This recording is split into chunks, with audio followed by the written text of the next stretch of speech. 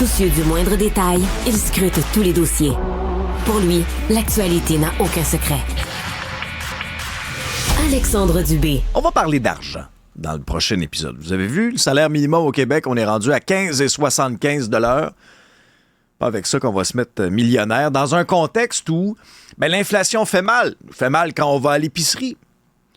Nous fait mal lorsqu'on va faire le plein de notre voiture, si on a une voiture. Nous fait mal pour se loger dans un contexte de crise du logement. Salut Stéphane. Salut Alexandre, je vois que tu étais fin prêt pour faire une présentation. Tu avais tous les arguments, tu étais prêt à t'enflammer. Peut-être parce que tu ressens aussi la pression, l'étau qui se referme ou qui se resserre sur toi. On me pose souvent la question, comment se fait-il que vous n'arrivez pas davantage à accabler Donald Trump, ou on me dira plus carrément, comment se fait-il que toi, Stéphane, à deuxième personne, tu n'es pas capable de l'accabler plus directement?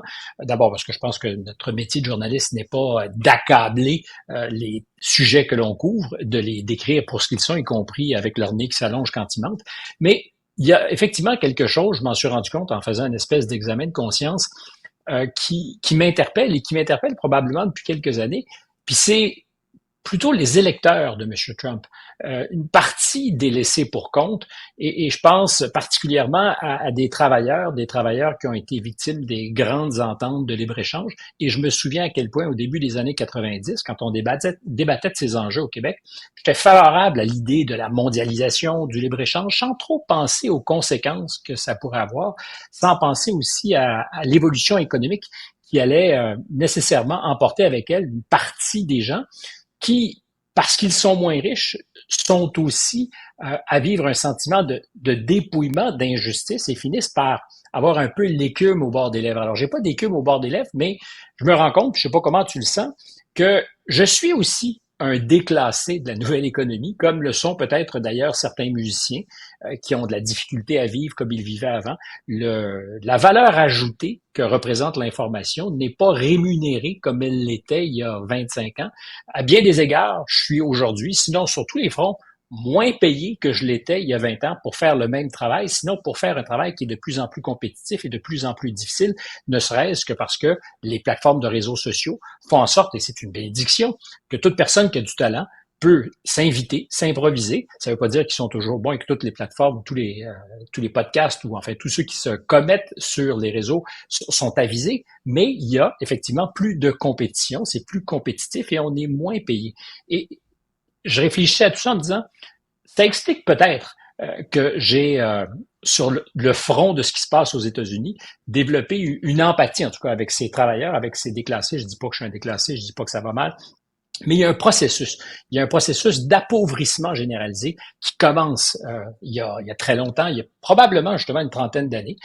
Peut-être que c'était inéluctable que ces ententes de libre-échange, la mondialisation du commerce, mais c'est vrai qu'on a beaucoup fragilisé des populations entières avec le prix politique qu'on est en train aujourd'hui de payer. Et il se trouve que quand on parle d'inéquité, les mouvements aujourd'hui pour la justice sociale vont parler de la couleur de notre peau, de l'oppression des minorités sexuelles, très rarement de l'aliénation économique. Ça explique pourquoi probablement les très grandes entreprises ont, avec une espèce d'enthousiasme mal contenu, embrassé l'idée de l'équité, de la diversité et de tous ces agendas qui aujourd'hui semblent être la seule tonalité, ou en tout cas la plus importante dans le registre du politique.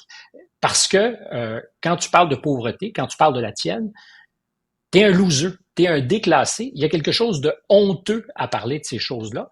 Or, c'est fondamental. Je pense que la dignité, avant toute chose, elle repose sur notre capacité à être autonome, à ne pas quémander.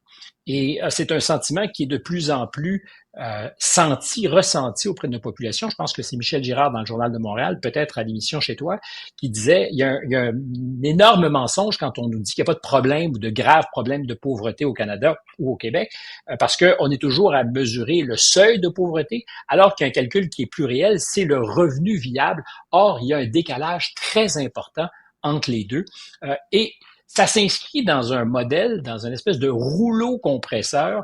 Je parlais d'aliénation économique, excuse-moi, l'expression est un peu lourde, mais un rouleau compresseur qui est un déplacement de la richesse dans l'histoire des 150 dernières années du modèle capitaliste, c'est arrivé. Ça monte, ça descend. Mais un déplacement de la richesse de plus en plus concentré, on le dit, c'est pas une idée révolutionnaire, entre les mains de peu de gens.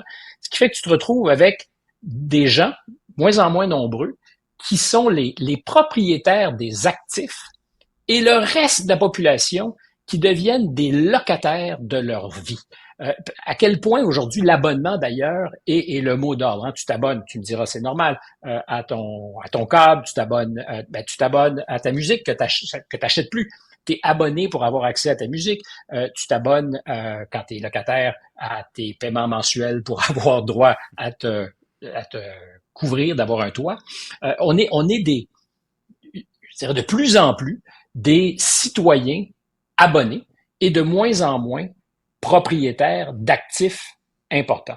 Alors, je le dis en balbutiant, comme il m'arrive souvent de m'expliquer, parce que c'est des idées que je forme depuis que je me suis réveillé, depuis quelques jours très certainement, mais cette idée que on a accepté l'idée, pour nous, en tout cas le concept de ce que on pouvait être dépossédé de nos actifs, et socialement, parce que essentiellement c'est de parler du monde de la consommation dans lequel on vit. Tu as probablement remarqué l'évolution extraordinairement perverse que des effets jusque dans notre démographie. Il y a 30 ou 40 ans, dans un monde qui était évidemment patriarcal et très critiquable, une famille arrivait avec le salaire d'une personne. Et c'est vrai généralement de celui qu'on appelait le père de famille. Éventuellement, pour des raisons politiques de gros bon sens, les femmes se sont émancipées et ont voulu réclamer leur place au soleil, même si elle n'est pas également rémunérée encore aujourd'hui, et travailler. C'est tout à fait normal, mais en même temps, ça répondait à une pression du marché. Les familles arrivaient de moins en moins, parce qu'il y a eu de l'inflation dans les années 70, parce que le coût des choses, parce que nos aspirations de consommateurs font qu'on en veut davantage. Alors, on commence collectivement, comme petit hamster, à rentrer dans la roue. Et soudainement, en plus des hommes qui travaillent, je dirais pas qu'ils sont asservis par le travail, parce que ça peut être extraordinairement gratifiant, mais t'as les femmes qui rentrent dans la roue et qui travaillent parce que d'abord, c'est formidable que de travailler quand on fait surtout un travail qu'on aime, et aussi parce que pour faire vivre une famille, 2 salaires, c'est encore mieux. Puis après ça, on se rend compte que 2 salaires, c'est bien, mais c'est pas toujours suffisant. Alors, l'un ou l'autre ou les deux dans un couple, dans une unité familiale, vont avoir plus d'une job, vont avoir un petit travail on the side. Puis, soudainement, c'est pas assez, et c'est le crédit qui se déploie dans les années 90 et qui nous permet de continuer à rêver, de continuer à consommer, en se disant, si c'est pas aujourd'hui, j'aurai les moyens plus tard de rembourser ce que j'ai emprunté. Et au bout de la piste, c'est pas le seul facteur. Puis on en parlait déjà dans les années 90, les DINKs, les Double Income No Kids, pour bien vivre, pour être capable d'avoir la vie dont on rêve, pour être capable de partir en voyage, pour être capable d'être dégagé. De revenus, mais pas d'enfants, c'est encore mieux. Alors, c'est un choix que je respecte évidemment parfaitement, mais partout en Occident, c'est un effondrement de la fertilité, et dans bien des cas, c'est une réponse économique, c'est-à-dire que c'est vrai que ça coûte moins cher de ne pas élever d'enfants, et d'un point de vue strictement égoïste, si on veut rouler dans un gros camion, si on veut, c'est plus facile si on n'a pas d'enfants. Alors, on se rend compte que la richesse ou l'arrivée de la richesse dans la plupart des grandes sociétés est corrélée avec une baisse de la fertilité. Mais est-ce que c'est l'arrivée de la richesse ou l'arrivée de la logique du marché, de l'hyperconsommation? Et je suis tenté de penser de plus en plus qu'il y a quelque chose dans nos modes de vie qui induit des choix qui socialement ont des impacts. Et je remonte à ce que je te disais en commençant, puis je t'ai pas laissé beaucoup de place pour me parler. Mais les gens sont en colère. Puis il y a peut-être une raison. Avec raison, les gens sont en colère. Parce qu'on est plus taxé que jamais. Il y avait un sondage léger qui est sorti, puis c'est super intéressant. Québec gère mal notre argent, selon la perception populaire. Ottawa, c'est encore pire. Municipalité, c'est à peu près 50-50. Les opinions sont partagées. On n'a pas une bonne qualité de service en retour de ce qu'on envoie. Pour bien des travailleurs, là, c'est plus de la moitié de la pièce qu'ils gagnent, qu'ils envoient dans les différents paliers de gouvernement. Alors là, lorsqu'on pose la question, puis ça m'a bien fait sourire, je m'attendais à un pourcentage élevé, mais peut-être pas autant que ça. Accepteriez-vous qu'on vous taxe davantage pour avoir de meilleurs services? Non, à 84 %. Les gens sont pris à la gorge. On n'est plus capable de se faire taxer davantage. Puis il y a une inéquité générationnelle, Stéphane, aussi, pour les gens de mon âge. Il y en a une. 40 ans et moins, là. bonne chance. Moi, je suis chanceux, là, je suis propriétaire. Mais je suis très sensible au fait qu'il y a bien des gens de mon âge et plus jeunes que ça va rester une utopie, que ça va rester un rêve inaccessible parce que c'est plus achetable. Tu as raison, sauf quand tu as des parents un peu riches en avant de toi qui vont te transférer maintenant ou plus tard de l'argent, parce que c'est un peu le pari que font ceux qui n'ont pas de maison, de dire ben, peut-être les parents vont m'aider, donc leur richesse à eux. Mais en même temps, c'est donc de dire qu'il faut compter sur les parents pour être capable d'accéder à ce qui devrait être normal dans le rêve nord-américain tel qu'on nous le décrivait. Puis nos parents sont arrivés à se les payer sans compter nécessairement sur leurs parents, c'est-à-dire tes grands-parents. Alors effectivement, il y a une vraie inéquité. Puis dans ce que tu dis, deux choses. On veut plus payer parce qu'on est pris à la gorge, mais on veut plus payer parce que la preuve à répétition de ce que nous sommes mal administrés aussi. Alors, pas tout le temps. C'est facile de tomber dans le populisme et de dire nos gouvernements sont tous des incapables. Il y a certainement des gens qui sont capables de gérer le bien public. Au total, je me priverai pas de quelqu'un qui arbitre un peu la richesse et offre des services, mais c'est vrai qu'il y a de véritables dérapages, qu'on le voit à répétition. Et quand on parle d'impôts trop élevés, c'est parce qu'on ne fait pas de choix, c'est-à-dire qu'on préfère taxer s'en prendre aux citoyens que de faire des choix et de dire peut-être qu'il y a des services qui sont pas nécessaires, peut-être qu'il y a des initiatives qui sont pas nécessaires, peut-être qu'il y a des secteurs d'activité où le gouvernement n'a pas raison d'être. Puis au-delà de ça, c'est parce qu'on est aussi, je crois, lucide sur ce qui se passe, parce que quand on se lance dans des grands programmes d'investissement, c'est toujours aussi le prétexte de vastes transferts de richesses du secteur public à quelques poches bien désignées. Je te parlerai pas d'Arif-Khan parce que l'exemple a tellement été utilisé. Je te parlerai pour l'instant du combat noble, vertueux que l'Occident, dans sa totalité, livre contre les changements climatiques. Aux États-Unis, c'est 1000 milliards de dollars, des sommes astronomiques qui ont été investies pour cette transition verte, pour faire en sorte qu'il y ait plus de véhicules électriques, que les maisons. Alors, oui, on peut applaudir, puis c'est vrai qu'un État est là pour mettre en place, pour accélérer des changements d'attitude, des changements de comportement qui, sans le coup de pouce, se feraient pas aussi rapidement. Mais au passage, est-ce que tu imagines le nombre d'amis de ceux qui distribuent, qui vont s'en mettre plein les poches? Alors, tu me diras, as-tu des preuves? Je t'en donnerai rétroactivement sur des transferts de richesses qui se sont faits à des grands moments où l'État devenait généreux. Alors aujourd'hui, pas nécessairement, mais je suis convaincu qu'on va faire l'histoire de ce que nous traversons et on arrivera à la conclusion surprenante que des fortunes colossales se sont construites sur l'édifice de notre volonté vertueuse d'être des meilleurs citoyens. Mais c'est l'argent du public, du peuple, des contribuables qui se déplacent. Alors oui, encore une fois, on veut des changements vertueux, mais est-ce qu'au passage, il y a, parce que la machine politique dans toutes nos grandes démocraties, c'est pas de dire que tout le monde est corrompu, mais fonctionne à peu près de la même façon.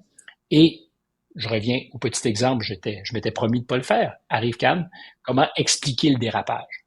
Ben, si sur une petite échelle comme celle-là, c'est possible, imagine pour d'autres choses, c'est, je pense, non pas effrayant, mais c'est une des choses qui se passe et qui font qu'on se dit collectivement, il y a quelque chose qui marche plus. On n'est pas capable et nous sommes la poire qu'on est en train de d'essorer. Puis dans le contexte, je termine là-dessus parce que je parlais d'impacts sociaux que l'économie peut avoir sur nos vies. Alors je fais partie, au risque d'en provoquer plusieurs, je fais partie de ceux qui depuis toujours pensent qu'on devrait avoir le droit de mourir quand on veut, comme on veut, quel que soit pas comme on veut, le mieux possible, quelles que soient les circonstances de notre vie. C'est une position qui fait que je serai jamais élu nulle part. C'est ma position privée, personnelle. J'ai été proche témoin de quelqu'un qui a choisi de se suicider et dans je dirais, des conditions atroces. Et je me dis, ça aurait été inévitable apparemment. J'aurais peut-être aimé qu'il y ait un moyen pour cette personne. Mais je sais, ce que je dis est irrecevable. Mais au-delà de ça, on est rendu aujourd'hui à accepter collectivement qu'il y a une forme d'euthanasie, la mort choisie quand on est en fin de vie. Même chose, si j'avais l'Alzheimer, si j'étais condamné à mourir de l'Alzheimer, j'espère que je trouverais le courage et qu'on me donnerait les moyens de choisir mon point de sortie. Mais à un moment où on décrit tout ce dont on vient de parler, où on est écrasé par l'étau, où on est à à brûler toutes nos munitions pour se rendre jusqu'au jour peut-être où on se dira c'est le temps de la retraite, et que je vois combien ça coûte de vivre bien quand on commence à être un peu malade et qu'on n'est plus en mesure de gagner de l'argent. La solution de pouvoir disparaître est comme la réponse qui s'est trop rapidement imposée. Je dis pas qu'il y a un seul politique qui a pensé en ces termes-là, mais je trouve que la concomitance, le hasard dans le temps où on arrive à éreinter tout le monde, on demande de plus en plus d'argent pour finir ses jours dignement, et soudainement, on nous offre aussi la possibilité de partir quand on n'est plus capable. Alors, tout ça ensemble, c'est dire que nos économies et ce qui se passe dans nos vies, c'est étroitement lié, pas toujours rassurant. Oui, continue de prendre soin. Heureusement, tu as tes lingots d'or, Stéphane. T'es correct, là. Hein? J'ai pas dit que j'en avais 50. Non, J'ai mais pas dit que j'en avais 50. Prends Peut-être. soin de celui que tu as. Hey, qu'est-ce que tu nous réserves à Contact cette semaine avant qu'on se quitte? À Contact cette semaine, un personnage qui, ici en France, a beaucoup de résonance, qui est dans le paysage depuis 50 ans. Écoute, je te propose, juste pour te donner une idée du ton, d'écouter l'ouverture de l'émission. Je te dirai qui il est après. Ma vraie devise est très simple. Vous devez avoir une jambe dans le système, sinon vous êtes marginalisé et vous passez à côté d'un certain nombre de choses. Vous devez avoir une jambe hors du système, sinon vous êtes condamné à être bouffé par le système et même inconsciemment, comme beaucoup de gens, à être complètement dans les valeurs du système. Et enfin, si je peux me permettre l'expression un peu vulgaire, faut coronner sur le fil du rasoir. Les couilles sur le fil du rasoir, c'est pas très confortable comme non, perspective. Mais je crois que la position inconfortable vous permet de penser encore mieux. La position inconfortable permet de mieux penser. André Perkov, qui à 83 ans fait encore 2 heures de radio tous les jours à Sud Radio, personnage qui a écrit aussi une trentaine de livres conséquents et dont la pensée est virevoltante. Très, très, très belle rencontre que je vous suggère. C'est en ligne depuis quelques minutes. C'est un rendez-vous. Merci beaucoup, Stéphane. Ciao.